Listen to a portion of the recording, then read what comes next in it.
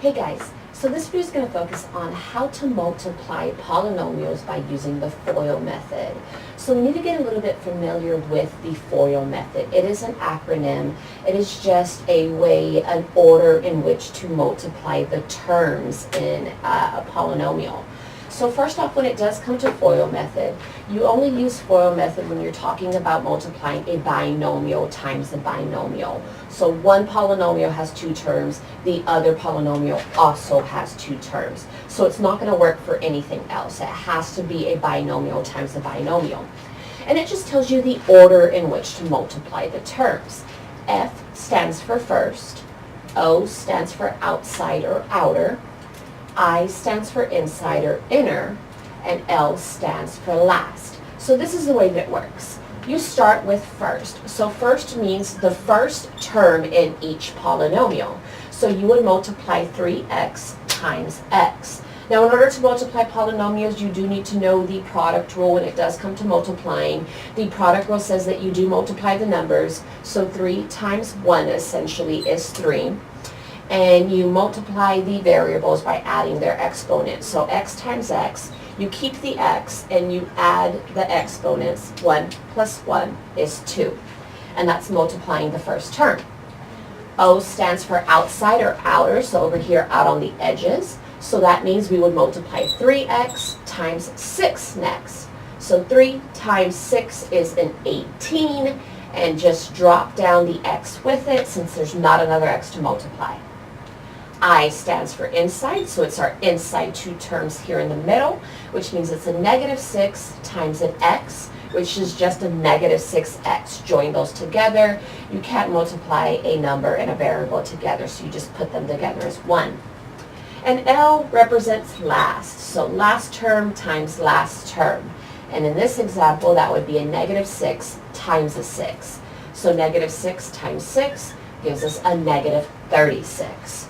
In the FOIL method, your two middle terms are almost always going to be your like terms, so you need to go ahead and combine those to wrap up the problem.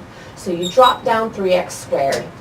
18x minus 6x gives us 12x, and drop down the 36. This would be your solution for your multiplied polynomial. Let's move on to the second example here. So following the same exact process, starting with first. So first times first. X times 3x gives us 3x squared.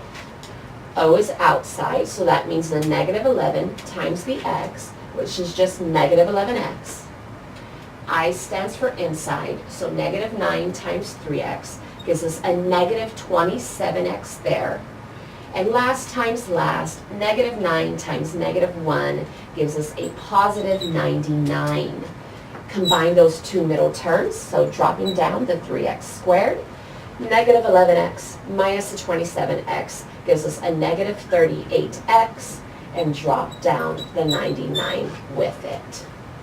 Moving on to the third example here, same process here. So first times first, x times x gives us x squared. O is outside, so that means x times 12y. Again, we can't multiply a number and variables together, so we just join them all together. So drop down the 12, and x times y is just x times y. Just combine them all as one term. Multiplying your two middle terms there, so 9 times y times x here is just going to be 9xy. I like to put my variables in alphabetical order, so you just join all three of them together. And our last term, 9y times 12y. Well, let's see, 9 times 12 gives us a 108, and y times y is y squared. So cleaning this up a little bit by combining our two middle terms, I'm going to drop down the x squared.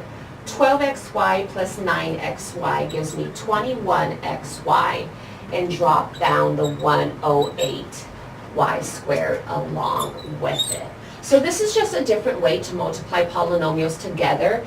You could, by all means, still multiply by using the distributive property, so distributing the first term and then distributing the second term. There's a lot of different ways to multiply polynomials. This is specifically using the FOIL method. It's supposed to be a little bit quicker method in order to multiply them. Otherwise, That is it for this video.